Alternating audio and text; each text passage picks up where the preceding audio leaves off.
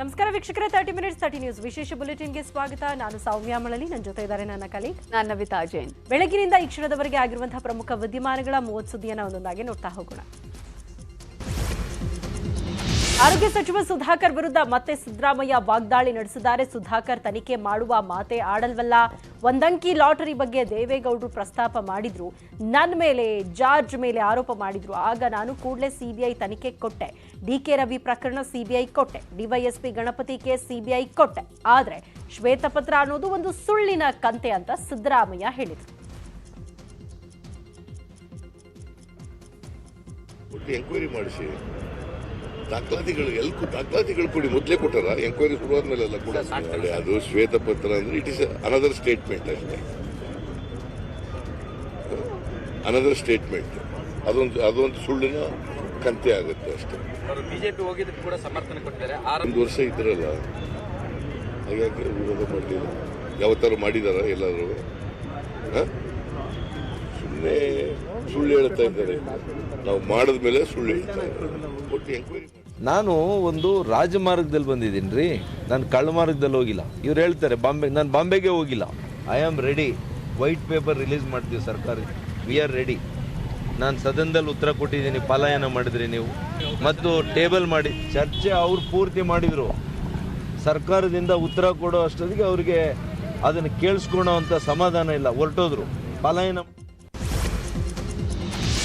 ಇನ್ನು 40 ದಿನಗಳಲ್ಲಿ ಬಿಜೆಪಿ ಅಧಿಕಾರದಿಂದ ಕೆಳಗಿಳಿಯುತ್ತೆ. ಡೆಟಾಲ್ ಗೋಮೂತ್ರ ಹಾಕಿ ವಿಧಾನಸೌಧ ಕ್ಲೀನ್ ಮಾಡ್ತೀವಿ ಅಂತ ಡಿಕೆ ಶಿವಕುಮಾರ್ ಹೇಳಿದ್ರು. ಇದಕ್ಕೆ ಜಗದೀಶ್ ಶೆಟ್ಟರ್ ತಿರುಗೇಟು ಕೊಟ್ಟಿದ್ದಾರೆ. ಹಿಂದೆಲ್ಲ ರಾಡಿ ಮಾಡಿ ಹೋದವರೇ ಕಾಂಗ್ರೆಸ್ನವರು ಅಂತ ಕಿಡಿಕಾರಿದ್ದಾರೆ. ರಾಡಿ ಮಾಡಿ ಹೋದವರು ಅವರು ಇಡೀ ದೇಶದಲ್ಲಿ ರಾಡಿ ಮಾಡಿ, ನಮ್ಮ ಕರ್ನಾಟಕದಲ್ಲಿ ರಾಡಿ ಮಾಡಿ ಹೋದಂಥವ್ರು. ಅರ್ಕಾವತಿ ಹಗರಣ 900 ಎಕರೆ ಜಮೀನ ಡಿನೋಟಿಫಿಕೇಶನ್ ಮಾಡಿ ಅದರಲ್ಲಿ ಏನು ರಾಡಿ ಆಗಿದೆ ಅನ್ನುವಂಥ ನಾನೇ ಪ್ರತಿಪಕ್ಷ ನಾಯಕನಾಗಿ ಹೊರಗೆ ಹಾಕಿದ್ದೇನೆ. ಇಷ್ಟೆಲ್ಲ ಆದಮೇಲೆ ಇವತ್ತು ಸಿದ್ದರಾಮಯ್ಯನವರು, ಡಿ ಕೆ ಶಿವಕುಮಾರ್ ಅವರು ಇವತ್ತು ರಾಡಿ ತೊಳಿತೀನಿ ಅಂದ್ರೆ ನೀವೇ ರಾಡಿ ಮಾಡಿ ಹೊಡೆದವರು, ಅದು ಇನ್ನೂ ತೊಳಿಲಿಕ್ಕೆ ನಮಗೆ ಆಗ್ತಾ ಇಲ್ಲ. ಹೀಗಾಗಿ ಇದ್ರ ಬಗ್ಗೆ ಮಾತಾಡಿದಲ್ಲಿ ನಿಮಗೇನು ನೈತಿಕತೆನೇ ಇಲ್ಲಂತೆ. ಭ್ರಷ್ಟಾಚಾರದ ಕುರಿತು ಡಿಕೆಶಿ ಸಿದ್ದರಾಮಯ್ಯ ನೀಡಿದ ಹೇಳಿಕೆ ಬಗ್ಗೆ ಸಚಿವ ಬಿ ಶ್ರೀರಾಮುಲು ವ್ಯಂಗ್ಯಾಡಿದ್ದಾರೆ. ಕಾಂಗ್ರೆಸ್ ಪಕ್ಷ ಭ್ರಷ್ಟಾಚಾರದ ರಾಯಭಾರಿ. ದೇಶದಲ್ಲಿ ಕಾಂಗ್ರೆಸ್ ಪಕ್ಷ ಭ್ರಷ್ಟಾಚಾರದಲ್ಲಿ ನಂಬರ್ 1 ಸ್ಥಾನದಲ್ಲಿದೆ. ಕಾಂಗ್ರೆಸ್ ನಾಯಕರ ಡಿಎನ್ಎ ಪರೀಕ್ಷೆ ಮಾಡಿದ್ರೂ ಭ್ರಷ್ಟಾಚಾರ ಬರುತ್ತೆ ಅಂತ ರಾಮುಲು ಹೇಳಿದರು. ಮಾನ್ಯ ವಿರೋಧ ಪಕ್ಷ ನಾಯಕರಂತ ಸಿದ್ದರಾಮಯ್ಯನವರು ಭ್ರಷ್ಟಾಚಾರದ ಬಗ್ಗೆ ನಮ್ಮ ಮುಖ್ಯಮಂತ್ರಿಗಳನ್ನ ಜೊತೆಲಿ ನಮ್ಮ ಪಕ್ಷದ ಅಧ್ಯಕ್ಷರನ್ನು ಭ್ರಷ್ಟಾಚಾರದ ಬಗ್ಗೆ ಅವರು ಎಲ್ಲ ಒಂದು ಕಡೆ ಉಲ್ಲೇಖನ ಮಾಡ್ತಾ ಇದ್ರು. ಯಾಕಂದರೆ ಕಾಂಗ್ರೆಸ್ ಪಕ್ಷ ಅನ್ನೋಂಥದ್ದು ಭ್ರಷ್ಟಾಚಾರದಲ್ಲಿ ಒಂದು ದೊಡ್ಡ ರಾಯಭಾರಿ ಇದ್ದಂತೆ. ಭ್ರಷ್ಟಾಚಾರದಲ್ಲಿ ಇಡೀ ದೇಶದಲ್ಲಿ ನಂಬರ್ 1 ಕಾಂಗ್ರೆಸ್.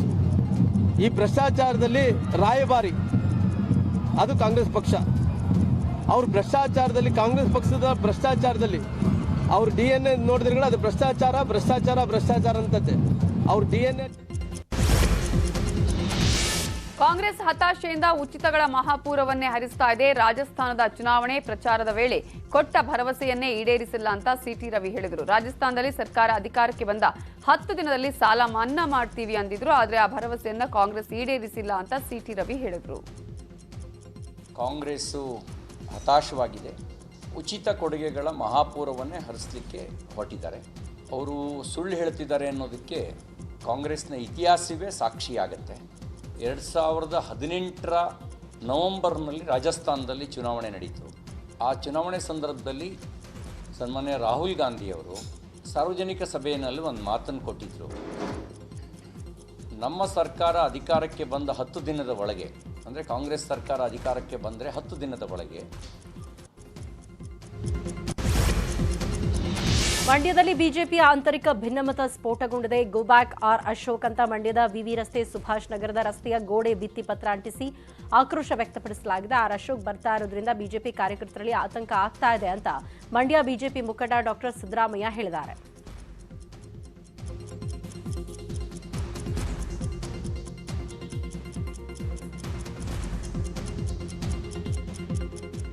ಕಾರ್ಯಕರ್ತರಿಗೂ ಒಂದು ರೀತಿಯ ದುಗುಡ ಆತಂಕ ಶುರುವಾಗಿದೆ. ಈಗ ಉಸ್ತುವಾರಿಯವ್ರನ್ನ ಇದರಲ್ಲಿ ಚೇಂಜ್ ಮಾಡಿದ್ದಾರೆ, ಇದೇನು ಸರ್ ಇದು ಅಂತ ಎಲ್ಲ ಕ್ವಶನ್ ಮಾಡಿ. ಹಾಗಾಗಿ ನಾನು ಹೇಳಿದೆ, ಇಲ್ಲಿ ಏನಾಗಿದೆ, ಈಗಾಗಲೇ ನಾವು ರಾಜ್ಯದಲ್ಲಿ ಈಗೇನು ಹೊಂದಾಣಿಕೆ ರಾಜಕೀಯ ಅಂತೂ ಇಲ್ಲ ಜಿಲ್ಲೆನಲ್ಲಿ. ಹೊಂದಾಣಿಕೆ ರಾಜಕೀಯ ಮಾಡುವಂಥ ವ್ಯವಸ್ಥೆ ಕೂಡ ಇಲ್ಲ. ಯಾಕೆಂದರೆ ನಮ್ಮ ಕೇಂದ್ರದ ಮಂತ್ರಿಗಳಾದಂಥ ಅಮಿತ್ ಶಾಜಿನೇ ಹೇಳ್ಬಿಟ್ಟಿದ್ದಾರೆ, ಜಿಲ್ಲೆಯಲ್ಲಿ ಯಾವುದೇ ರೀತಿಯ ಹೊಂದಾಣಿಕೆ ರಾಜಕೀಯ ಇಲ್ಲ ಅಂತ ಹೇಳ್ಬಿಟ್ಟಿದ್ದಾರೆ. ಹಾಗಾಗಿ ಇಲ್ಲಿ ಯಾರೇ ಬಂದರೂ ಹೊಂದಾಣಿಕೆ ರಾಜಕೀಯಕ್ಕೆ ಬಂದರೆ ಅವಕಾಶ ಇಲ್ಲ.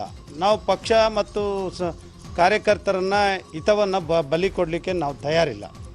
ಹಾಗಾಗಿ ಇಲ್ಲಿ ಬಂದವರು ಕೂಡ, ಉಸ್ತುವಾರಿ ಆದವರು ಕೂಡ ಪಕ್ಷದ ಚೌಕಟ್ಟಿನಲ್ಲಿ ಈ ಒಂದು ಗೋಬ್ಯಾಕ್ ಅಭಿಯಾನದ ಬಗ್ಗೆ ಸಚಿವ ಆರ್ ಅಶೋಕ್ ಪ್ರತಿಕ್ರಿಯೆ ನೀಡಿದ್ದಾರೆ. ನಮ್ಮ ಪಕ್ಷದಲ್ಲಿ ಆ ರೀತಿ ಸಂಸ್ಕೃತಿ ಇಲ್ಲ, ವಿರೋಧ ಪಕ್ಷದವರು ಎತ್ಕಟ್ಟಿ ಈ ರೀತಿ ಮಾಡಿಸಿರಬಹುದು ಅಂತ ಹೇಳಿದ್ದಾರೆ. ಪಾರ್ಲಿಮೆಂಟ್ವರೆಗೂ ಅಸಮಾಧಾನ ಹೊರ ಹಾಕಿಲ್ಲ. ಎಲ್ಲರೂ ಕೂಡ ನನ್ನ ಜೊತೆ ಮಾತಾಡಿದ್ದಾರೆ. ನಾನು ಕೂಡ ಕಳೆದ ಅವರ ಪಾರ್ಲಿಮೆಂಟ್ ಚುನಾವಣೆಯಲ್ಲೂ ನಾನು ಇನ್ಚಾರ್ಜ್ ಇದ್ದೆ. ಇಲ್ಲಿ ನಾನು ಬಂದಿದ್ದೀನಿ ಅಂದರೆ ಇಲ್ಲಿ ಸ್ವಲ್ಪ ಗಟ್ಟಿಯಾಗಿ ನೆಲೆ ಊರ್ತೈತೆ ಅನ್ನೋದು ಇದೆ, ಎಲ್ಲರಿಗೂ ಭಯ ಇದೆ. ಅದರಿಂದ ಬೇರೆ ಪಕ್ಷದವರು ಆ ಥರ ಎತ್ಕಟ್ಟಿರ್ಬೋದು. ನಮ್ಮ ಪಾರ್ಟಿ ಆ ಥರ ಸಂಸ್ಕೃತಿನೇ ಅಲ್ಲ. ನೆನ್ನೆ ನೋಡಿದ್ರಲ್ಲ ಮೆರವಣಿಗೆ ಯಾವ ರೀತಿ ಉತ್ಸಾಹ, ಸಂತೋಷ ಎಲ್ಲ ಇದೆ. ಅಲ್ಲಿವರೆಗೂ ಅಸಮಾಧಾನ ಹೊರ ಹಾಕಿಲ್ಲ. ದೇವೇಗೌಡರ ಕುಟುಂಬದಲ್ಲಿ ಭವಾನಿ ರೇವಣ್ಣ ಹೇಳಿಕೆ ಟೆನ್ಷನ್ ಶುರುವಾಗಿದೆ. ಹಾಸನಕ್ಕೆ ನಾನೇ ಅಭ್ಯರ್ಥಿ ಅಂತ ಭವಾನಿ ರೇವಣ್ಣ ಹೇಳಿದ್ರೆ ಕುಟುಂಬ ರಾಜಕಾರಣ ಮಾಡಲ್ಲ ಅಂತ ಕುಮಾರಸ್ವಾಮಿ ಕೌಂಟರ್ ಕೊಟ್ಟಿದ್ದಾರೆ. ಭವಾನಿ ಮನವೊಲಿಸುವಂತೆ ರೇವಣ್ಣ ಜೊತೆ ಎಚ್ಡಿಕೆ ಚರ್ಚೆ ನಡೆಸಿದ್ದಾರಂತೆ. ಈಗಾಗಲೇ ರೇವಣ್ಣ ಶಾಸಕರಾಗಿದ್ದಾರೆ, ಪ್ರಜ್ವಲ್ ರೇವಣ್ಣ ಸಂಸದರಾಗಿದ್ರೆ, ಸೂರಜ್ ಎಂಎಲ್ಸಿ ಆಗಿದ್ದಾರೆ. ಭವಾನಿ ರೇವಣ್ಣ ಮಾಜಿ ಜಿಲ್ಲಾ ಪಂಚಾಯತ್ ಸದಸ್ಯೆಯಾಗಿದ್ರು. ಈಗ ಮತ್ತೆ ಭವಾನಿ ರಾಜಕೀಯಕ್ಕೆ ಬಂದ್ರೆ ಕುಟುಂಬ ರಾಜಕಾರಣ ಮುಂದುವರಿಕೆಯಾಗುತ್ತೆ ಅನ್ನುವ ಭೀತಿ ಎಚ್ಡಿಕೆಗೆ ಕಾಡ್ತಿದೆ. ಕಲಬುರಗಿ ಉತ್ತರ ಕ್ಷೇತ್ರದ ಅಭ್ಯರ್ಥಿ ಘೋಷಣೆ ಮಾಡಿದ ಸಚಿವ ಮುರುಗೇಶ್ ನಿರಾಣಿ ಇದೀಗ ಸ್ಪಷ್ಟನೆ ನೀಡಿದ್ದಾರೆ. ಚಂದು ಪಾಟೀಲ್ ಬಿಜೆಪಿ ಅಭ್ಯರ್ಥಿ ಅಂತ ಘೋಷಣೆ ಮಾಡಿದ ನಿರಾಣಿ ಇದೀಗ ಉಲ್ಟಾ ಹೊಡೆದಿದ್ದಾರೆ. ಈ ಕ್ಷೇತ್ರದಲ್ಲಿ ಯಾರ ಆಕಾಂಕ್ಷಿಗಳಿಲ್ಲ ಎನ್ನುವ ಕಾರಣಕ್ಕೆ ಅಭ್ಯರ್ಥಿ ಘೋಷಿಸಿದೆ. ಆದರೆ ಅಭ್ಯರ್ಥಿ ಘೋಷಿಸುವ ಅಧಿಕಾರ ನಂಗಿಲ್ಲ, ಕೊನೆಯಲ್ಲಿ ಎಲ್ಲಾ ಟಿಕೆಟ್ ಹಂಚಿಕೆ ಮಾಡುವುದು ಹೈಕಮಾಂಡ್ ಅಂತ ನಿರಾಣಿ ಹೇಳಿದರು. ಟಿಕೆಟ್ ಘೋಷಣೆ ಮಾಡಿದಿರಿ, ಬಟ್ ಮಾಲೀಕರಿಗೆ ರೈಟ್ಸೇ ಇಲ್ಲ ಅಂತ ಹೇಳಿದ್ರು. ಹೌದು, ನನ್ನ ರೈಟ್ಸ್ ಇಲ್ಲ. ನನಗೆ ಅಂದಾಜ್ ಮೇಲೆ ಲಾಸ್ಟ್ ಟೈಮ್ದಲ್ಲಿ ಅದಕ್ಕೆ ಸ್ವಲ್ಪ ಕಡಿಮೆ ಅಂತರದಿಂದ ಗೆದ್ದಿದ್ದಾರೆ.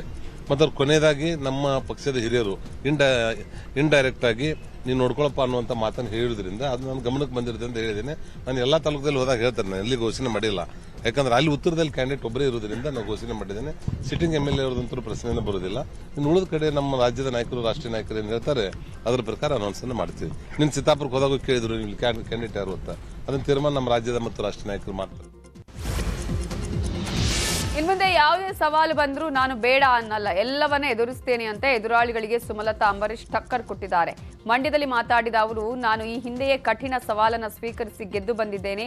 DK ಶಿವಕುಮಾರ್ ಕುಮಾರಸ್ವಾಮಿ ಮಂಡ್ಯದಿಂದ ಸ್ಪರ್ಧಿಸಿದ್ರೆ ಅದಕ್ಕೆ ನನ್ನ ಸ್ವಾಗತವಿದೆ ಅಂದ್ರು. ಮಂಡ್ಯದಿಂದ ಕುಮಾರಸ್ವಾಮಿ ಸ್ಪರ್ಧಿಸಿದ್ರೆ ನೀವು ಪ್ರತಿಸ್ಪರ್ಧಿ ಆಗ್ತೀರಾ ಅಂದಿದ್ದಕ್ಕೆ ಪ್ರತಿಕ್ರಿಯಿಸಿದ ಅವರು, ಅದೆಲ್ಲ ಆದಾಗ ನೋಡೋಣ ಅಂತ ನಗು ನಗುತ್ತಾನೆ ಉತ್ತರಿಸಿದರು. ಒಂದಷ್ಟು ನಾಯಕರುಗಳಿಗೆ ಆಹ್ವಾನ ಬರ್ತಾ ಇದೆ. DK ಶಿವಕುಮಾರ್ ಅವರಿಗೆ ಮದ್ದೂರು ಬನ್ನಿ ಅಂತಿದ್ದಾರೆ, ಕುಮಾರಸ್ವಾಮಿ ಅವರಿಗೆ ಮಂಡ್ಯಕ್ಕೆ ಬನ್ನಿ ಅಂತಿದ್ದಾರೆ. ಎಲ್ಲರೂ ವೆಲ್ಕಮ್, ಎಲ್ರಿಗೂ ಸ್ವಾಗತ ತಾನೆ. ಯಾರು ಎಲ್ಲಿಂದ ಬೇಕಾದರೂ ನಿಂತ್ಕೋಬಹುದು, ಆ ಹಕ್ಕು ಅವಕಾಶ ಇರ್ಬೋದು. ನಾನು ಒಂದು ತುಂಬ ಕಠಿಣವಾದ ಚಾಲೆಂಜ್ನ ಅವತ್ತೇ ಆಕ್ಸೆಪ್ಟ್ ಮಾಡಿ ನಾನು ಗೆದ್ದು ಬರ್ಕೊಂಡು ಇನ್ನು ಮುಂದೆ ಯಾವ ಸವಾಲನ್ನು ನಾನು ಬೇಡ ಅಂತ ನಾನು ಯಾವತ್ತೂ ಹೇಳಿದೆ. ಹಂಗಾದ್ರೆ ಮಂಡ್ಯದಲ್ಲಿ ನೀವು ಬಿಜೆಪಿ ಅಭ್ಯರ್ಥಿ ಆದ್ರೆ ಅವರು JDS ಅಭ್ಯರ್ಥಿ ಆಗ್ತಾರೆ, ಲೋಕಸಭೆ ಚುನಾವಣೆ ಸೋಲನ್ನ ಸೇಟ್ ತೀರ್ಸ್ಕೊತಾರೆ ಅಂತ ವಿಚಾರ. ಇದೆಲ್ಲ ಸಂಕ್ರಾಂತಿ ದಿನದಿಂದಲೂ ಸತ್ಯಾಗ್ರಹ ಮಾಡ್ತಿದ್ದೇವೆ, ಮೀಸಲಾತಿ ವಿಚಾರದಲ್ಲಿ ಸಿಎಂ ಮೋಸ ಮಾಡಿದ್ದಾರೆ ಅಂತ ಪಂಚಮಸಾಲಿ ಪೀಠದ ಜಯಮೃತ್ಯುಂಜಯಶ್ರೀ ಮತ್ತೆ ಕಿಡಿಕಾರಿದ್ದಾರೆ. ಸಿಎಂ ನಮ್ಮ ತಲೆಗೆ ತುಪ್ಪ ಸವರಿದ್ದಾರೆ, ಇನ್ಮುಂದೆ ಸಿಎಂ ಜೊತೆ ಯಾವುದೇ ಮಾತುಕತೆ ನಡೆಸಲ್ಲ. ಮೀಸಲಾತಿ ವಿಚಾರದಲ್ಲಿ ಪ್ರಧಾನಿಯವರಿಗೆ, ಅಮಿತ್ ಶಾ ಅವರಿಗೆ ಪತ್ರ ಬರೆಯಲಾಗಿದೆ, ಅವರು ಪೂರಕವಾಗಿ ಸ್ಪಂದಿಸೋ ಭರವಸೆ ಸಿಕ್ಕಿದೆ ಅಂತ ಹೇಳಿದರು. ಈಗಾಗಲೇ ಸನ್ಮಾನ್ಯ ಮುಖ್ಯಮಂತ್ರಿಗಳು ತಾಯಿ ಮೇಲೆ ಆಣೆ ಮಾಡಿ ನಮಗೆ ಮೋಸ ಮಾಡಿದ್ರು. ಆ ಒಂದು ಮೋಸದಿಂದ ನೊಂದಂಥ ನಮ್ಮ ಜನ ಅವ್ರ ಮನೆ ಮುಂದೆ ಭಾಳ ದೊಡ್ಡ ಸ್ಟ್ರೈಕ್ ಮಾಡಿ ಹೈವೇ ರೋಡ್ ಬಂದ್ ಮಾಡಿ ಅವತ್ತೇ ತೀರ್ಮಾನ ಮಾಡಿದ್ವಿ. ಇನ್ನು ಮುಖ್ಯಮಂತ್ರಿ ಜೊತೆಲಿ ಮಾತುಕತೆ ಮಾಡೋದ್ರಿಂದ ಪ್ರತಿ ಸಲ ಸುಳ್ಳು ಹೇಳ್ತಾರೆ. ಇನ್ನೇನಿದು ದೇಶದ ಪ್ರಧಾನಮಂತ್ರಿಗಳು ಮೊರೆ ಹೋಗೋಣ, ಅವ್ರ ಮುಖಾಂತರ ನ್ಯಾಯ ಪಡೋಣ ತಿಳ್ಕೊಂಡು ಜನವರಿ 14ನೇ ತಾರೀಕು ಸಂಕ್ರಾಂತಿಯಿಂದ ನಾನು ಸತ್ಯಾಗ್ರಹ ಶುರು ಮಾಡಿದ್ದೀನಿ. ನನ್ನ ವಿಶ್ವಾಸ ಐತಿ 90% ಮುಖ್ಯಮಂತ್ರಿಗಳು ಸುಳ್ಳು ಹೇಳಿ ನಮ್ಗೆ ಕೈ ಕೊಟ್ಟಾರೆ. ಪ್ರಧಾನಮಂತ್ರಿಗಳ ಮೇಲೆ ನಮಗೆ ವಿಶ್ವಾಸ ಐತಿ. ನಾನೀಗ ಪ್ರಧಾನಮಂತ್ರಿಗಳು ಪತ್ರ ಬರೆದೀನಿ, ಮತ್ತು ಅಮಿತ್ ಶಾ ಅವ್ರ ಮೇಲೂ ವಿಶ್ವಾಸ ಐತಿ, ಅವರಿಗೆ ಪತ್ರ ಬರೆದೀನಿ. ಈಗಾಗಲೇ ಕೇಂದ್ರ ಸರ್ಕಾರದ ಮೂಲಕವಾಗಿ ಎಲ್ಲೇ ಒಂದು ಕಡೆ ನಮಗೆ ಸ್ಪಂದನೆ ಸಿಗ್ತಾ ಇದೆ. ಆದಷ್ಟು ಬೇಗ ಅವರಿಬ್ಬರ ಮೂಲಕವಾಗಿ ಕೇಂದ್ರ ಸರ್ಕಾರ ನಡುವೆ ಯಾರಾದರೂ ಒಬ್ಬರು ಮಧ್ಯಸ್ಥಿ ವಹಿಸಿಕೊಂಡು ಈ ಸಮಸ್ಯೆಯನ್ನು ಬಗೆಹರಿಸುವಂಥ ನಮಗೆ ನ್ಯಾಯ ಕೊಡುವಂಥ ಕೆಲಸವನ್ನು ಮಾಡಲಿ ಅಂತೇಳಿ ನಾನೀಗ ಗಟ್ಟಿ ಧೈರ್ಯ ಮಾಡಿ ಹೋರಾಟ. ತೀರ್ಥಹಳ್ಳಿ ಬಿಜೆಪಿ ಕಾಂಗ್ರೆಸ್ ಕಾರ್ಯಕರ್ತರ ಗಲಾಟೆ ಪ್ರಕರಣ ದೊಡ್ಡ ಮಟ್ಟದಲ್ಲಿ ಸದ್ದು ಮಾಡಿದೆ. ಡಿವೈಎಸ್ಪಿ ಕಚೇರಿ ಮುಂದೆ ಮಾಜಿ ಸಚಿವ ಕಿಮ್ಮನೆ ರತ್ನಾಕರ್ ಅಹೋರಾತ್ರಿ ಪ್ರತಿಭಟನೆ ಮಾಡಿದ್ದಾರೆ. ಪೊಲೀಸರ ನಡೆ ಖಂಡಿಸಿ ನಿನ್ನೆ ರಾತ್ರಿಯಿಂದ ಬೆಂಬಲಿಗರೊಂದಿಗೆ ಕಚೇರಿ ಮುಂಭಾಗ ಪ್ರತಿಭಟನೆ ಮಾಡಿದ್ರು. ಆದರೆ ಎಸ್ಪಿ ಮಿಥುನ್ ಕುಮಾರ್ ಭರವಸೆ ನಂತರ ಕಾಂಗ್ರೆಸ್ ನಾಯಕರು ಪ್ರತಿಭಟನೆಯನ್ನ ಹಿಂಪಡೆದರು.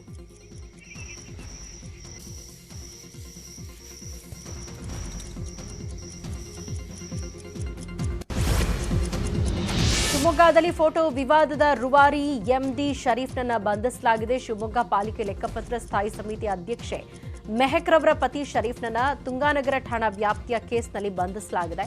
ಟಿಪ್ಪು ನಗರದ ಸೆಹಾರಾ ಇಮ್ರಾನ್ ನೀಡಿದ ದೂರಿನ ಹಿನ್ನೆಲೆಯಲ್ಲಿ ಶರೀಫ್ನನ್ನ ಬಂಧಿಸಲಾಗಿದೆ.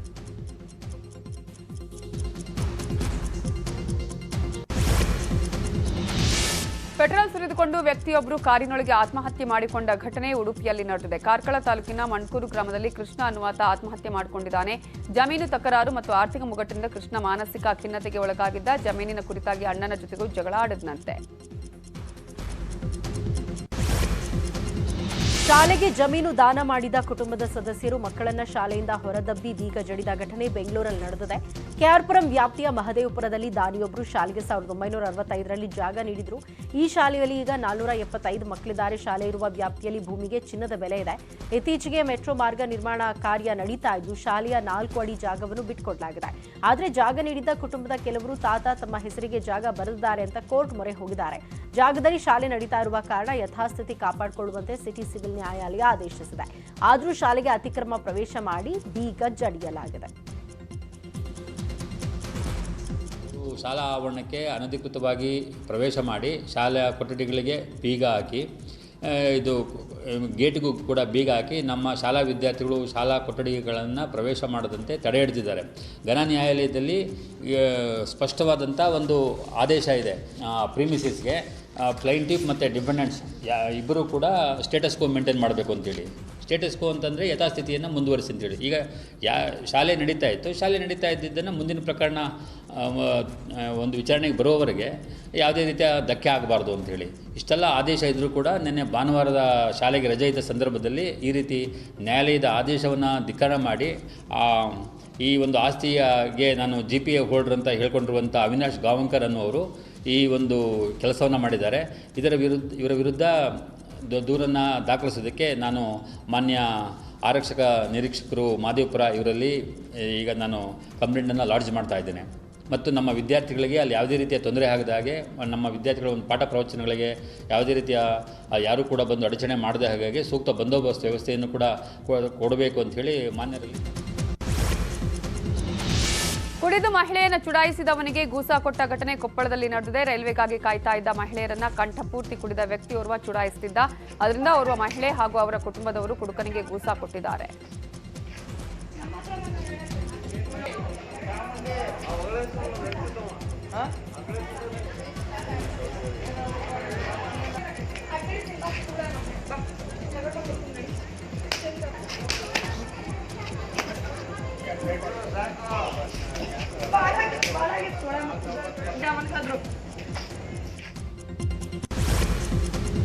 ಪಲ್ಟಿಯಾದ ಕಾರ್ನಿಂದ ಅಕ್ರಮ ಮದ್ಯ ಸರಬರಾಜು ಪ್ರಕರಣ ಪತ್ತೆಯಾದ ಘಟನೆ ಕೊಪ್ಪಳದಲ್ಲಿ ನಡೆದಿದೆ.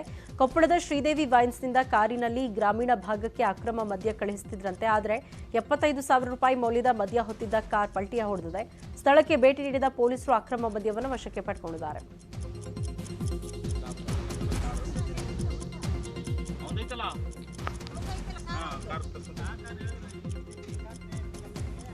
ಮುಂಜಾನೆ ಬರ್ತಲ್ಲ ಟೈಗರ್ ವೆಹಿಕಲ್ ಹೇಳಿಬಿಟ್ಟಿದ್ದೀವಿ.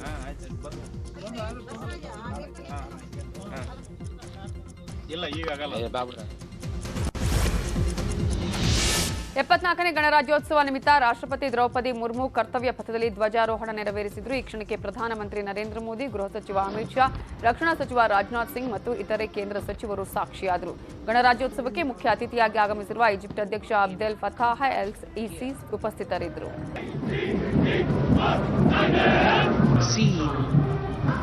नई सुबह की शुरुआत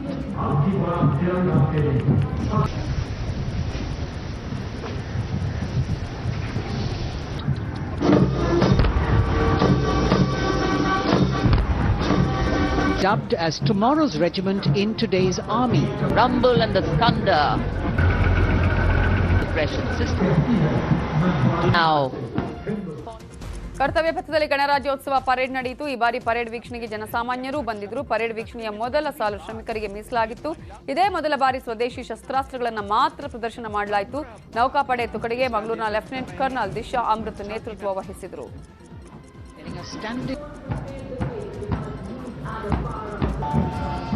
रोल मॉडल के तौर पर राष्ट्र निर्माण में रचनात्मक भूमिका निभाने dubbed as tomorrow's regiment in today's army. Rumble and the thunder. Repression system. Now, following our guest. ಕರ್ತವ್ಯ ಪಥದಲ್ಲಿ ನಡೆದ ಪರೇಡ್ನಲ್ಲಿ ಕರ್ನಾಟಕದ ನಾರಿ ಶಕ್ತಿಯನ್ನು ಬಿಂಬಿಸುವ ಸ್ತಬ್ಧ ಚಿತ್ರ ಸೇರಿದಂತೆ ಒಟ್ಟು 23 ಸ್ತಬ್ಧ ಚಿತ್ರಗಳು ಭಾಗಿಯಾದವು. आता है और उनके साथ सालू मर्दा थिम्मक्का को यहाँ दर्ज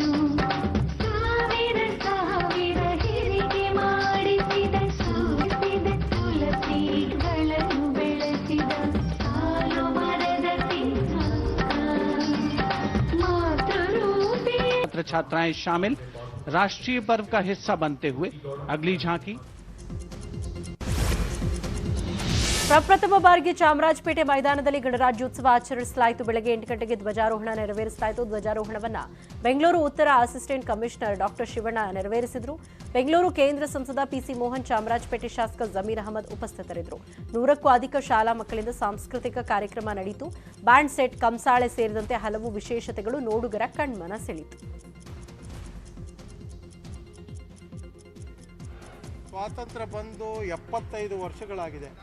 75 ವರ್ಷಗಳ ಕಾಲ ಇಲ್ಲಿ ನಮ್ಮ ರಾಷ್ಟ್ರಧ್ವಜವನ್ನು ಆರಿಸಿರಲಿಲ್ಲ ಈ ಮೈದಾನದಲ್ಲಿ. ಕಳೆದ ಒಂದು ಸ್ವಾತಂತ್ರ್ಯ ದಿನಾಚರಣೆ ಮತ್ತು ಇವತ್ತು ಗಣರಾಜ್ಯೋತ್ಸವ ಎರಡನ್ನೂ ಕೂಡ ಇವತ್ತು ರಾಜ್ಯ ಸರ್ಕಾರ ಸಹಕಾರದಿಂದ ಇವತ್ತು ಇಲ್ಲಿ ಧ್ವಜಾರೋಹಣ ಆಗಿದೆ. ಇವತ್ತು ಬಹಳ ಒಂದು ವಿಜೃಂಭಣೆಯಿಂದ ಇಲ್ಲಿ ಆಗಿದೆ. ಈ ಭಾಗದ ಜನರೆಲ್ಲರೂ ಕೂಡ ಬಹಳ ಸಂತೋಷದಿಂದ ಇದ್ದಾರೆ. ಯಾಕೆ ಅಂತ ಹೇಳಿದ್ರೆ ಅವ್ರಿಗೆ ಇಷ್ಟು ವರ್ಷಗಳಿಂದ ನಮ್ಮ ಒಂದು ದೇಶದ ಒಂದು ಧ್ವಜವನ್ನು ಈ ಒಂದು ಮೈದಾನದಲ್ಲಿ ಆರಿಸಿಲ್ಲ ಅಂತ ಹೇಳಿ ಇದು ಕೋರ್ಟು ಕಚೇರಿಗೆಲ್ಲ ಹೋಗಿತ್ತು. ಇವತ್ತೆಲ್ಲವೂ ಕೂಡ ಕ್ಲಿಯರ್ ಆಗಿ ಇವತ್ತು ಇಲ್ಲಿ ಧ್ವಜಾರೋಹಣ ಆಗಿದೆ. ಸ್ವಾತಂತ್ರ್ಯ ಸಿಎಂ ಬಸವರಾಜ ಬೊಮ್ಮಾಯಿ 24x36 ಅಡಿ ಅಗಲದ ರಾಷ್ಟ್ರಧ್ವಜ ಉದ್ಘಾಟಿಸಿದ್ರು. ಬೆಂಗಳೂರಿನ ಬ್ರಿಗೇಡ್ ರಸ್ತೆಯ ಒಪೆರಾ ಜಂಕ್ಷನ್ ಬಳಿ ರಾಷ್ಟ್ರಧ್ವಜವನ್ನ ಉದ್ಘಾಟನೆ ಮಾಡಿದ್ರು.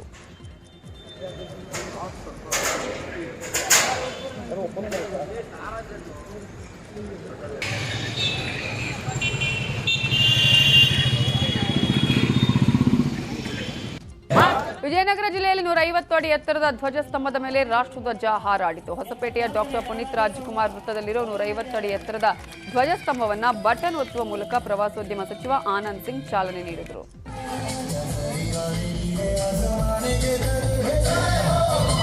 ಮಕ್ಕಳೊಂದಿಗೆ ಶಿವಣ್ಣ ದಂಪತಿ ಗಣರಾಜ್ಯೋತ್ಸವ ಆಚರಿಸಿದರು. ನಟ ಶಿವರಾಜ್ ಕುಮಾರ್ ಪತ್ನಿ ಗೀತಾ ಶಿವರಾಜ್ ಕುಮಾರ್ ಧ್ವಜಾರೋಹಣವನ್ನು ನೆರವೇರಿಸಿದರು. ದಿವಂಗತ ಪುನೀತ್ ರಾಜ್ಕುಮಾರ್ ಶಕ್ತಿಧಾಮದ ಪ್ರೇರಕರಾಗಿದ್ದರು. ಶಕ್ತಿಧಾಮದಲ್ಲಿ ಶಾಲಾ ವಿದ್ಯಾರ್ಥಿಗಳು ಪರೇಡ್ ನಡೆಸಿದರು.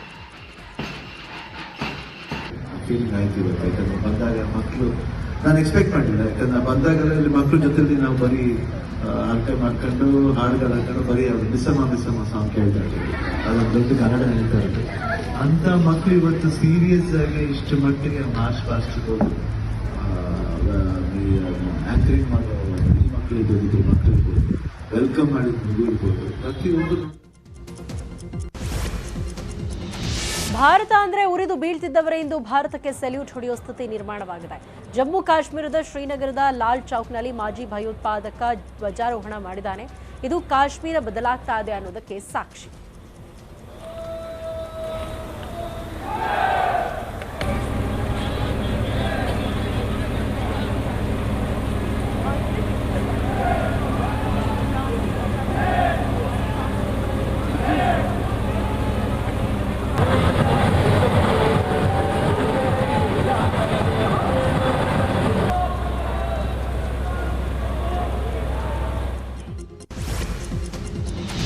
ಹಾಸನ ಜಿಲ್ಲೆಯಲ್ಲಿ ಕಾಡಾನೆ ಉಪಟಳ ನಿಲ್ಲುವಂತೆ ಕಾಣ್ತಿಲ್ಲ. ಸಕಲೇಶಪುರ ತಾಲೂಕಿನ ಹಳೆಕೆರೆ ಗ್ರಾಮದ ಕಾಫಿ ತೋಟದಲ್ಲಿ 20ಕ್ಕೂ ಹೆಚ್ಚು ಕಾಡಾನೆಗಳು ಸಂಚರಿಸಿವೆ. 3 ಮರಿಯಾನೆಗಳ ಜೊತೆ ಗಜಪಡೆ ಊರಿಂದ ಊರಿಗೆ ಅಲಿತಾ ಇದೆ. ಆನೆ ಹಿಂಡಿನಿಂದ ಯಾವುದೇ ಪ್ರಾಣ ಹಾನಿಯಾಗದಂತೆ ಆನೆಗೊಬ್ಬನ ಎಲಿಫೆಂಟ್ ಟಾಸ್ಕ್ ಫೋರ್ಸ್ ಟೀಮ್ ಹಿಂಬಾಲಿಸುತ್ತಿದೆ.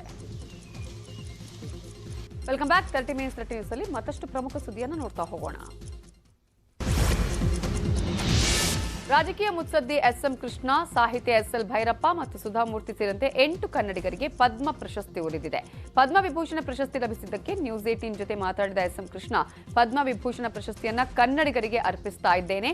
ಪ್ರಧಾನಿ ನರೇಂದ್ರ ಮೋದಿ, ಅಮಿತ್ ಶಾ ಅವರಿಗೆ ಧನ್ಯವಾದವನ್ನ ಅರ್ಪಿಸ್ತೇನೆ. ಐಜಿಬಿಟಿ ಬಿಸಿಯೂಟ ಕೊಟ್ಟಿದ್ದಕ್ಕೆ ಈ ಪ್ರಶಸ್ತಿ ಒಲಿದಿದೆ ಅಂತ ಹೇಳಿದ್ರು. ಪ್ರಶಸ್ತಿಗಳನ್ನು ನಿರೀಕ್ಷಿಸಿರಲಿಲ್ಲ. ಇದು ಬಯಸದೇ ಬಂದ ಭಾಗ್ಯ. ಮಾನ್ಯ ಪ್ರಧಾನಮಂತ್ರಿಗಳು ಮತ್ತು ಮಾನ್ಯ ಗೃಹ ಸಚಿವರು ಬಹಳ ವಿಶ್ವಾಸವಿಟ್ಟು ಈ ಗೌರವವನ್ನು ನನ್ನದಾಗಿ ಮಾಡಿಕೊಟ್ಟಿದ್ದಾರೆ. ಅವರಿಗೆ ನನ್ನ ಅನಂತವಾದಂಥ ನಮಸ್ಕಾರಗಳು. ಕನ್ನಡ ನಾಡಿನ ಜನ ಏನು ನನಗೆ ಕಳೆದ 6 ದಶಕಗಳಿಂದ ನನಗೆ ಆಶೀರ್ವಾದ ಮಾಡಿಕೊಂಡು ಬಂದಿದ್ದಾರೆ. ಆ ಜನತೆಗೆ ಈ ಮಹಾಗೌರವವನ್ನು ಅರ್ಪಿಸ್ತೇನೆ. ಎಸ್ಎಂ ಕೃಷ್ಣ ಅವರಿಗೆ ಪದ್ಮ ವಿಭೂಷಣ ಪ್ರಶಸ್ತಿ ಒಲಿದಿದ್ದಕ್ಕೆ ಮಾಜಿ ಸಂಸದೆ ರಮ್ಯಾ ಸಂತಸ ವ್ಯಕ್ತಪಡಿಸಿದ್ದಾರೆ. ಎಸ್ಎಂ ಕೃಷ್ಣ ಕರ್ನಾಟಕ ಕಂಡಂತಹ ಅತ್ಯುತ್ತಮ ಸಿಎಂ. ನಮ್ಮ ತಂದೆ ಬದುಕಿದ್ರೆ ಈ ಕ್ಷಣವನ್ನ ಆನಂದಿಸುತ್ತಿದ್ರು ಅಂತ ರಮ್ಯಾ ಟ್ವೀಟ್ ಮಾಡಿದ್ದಾರೆ.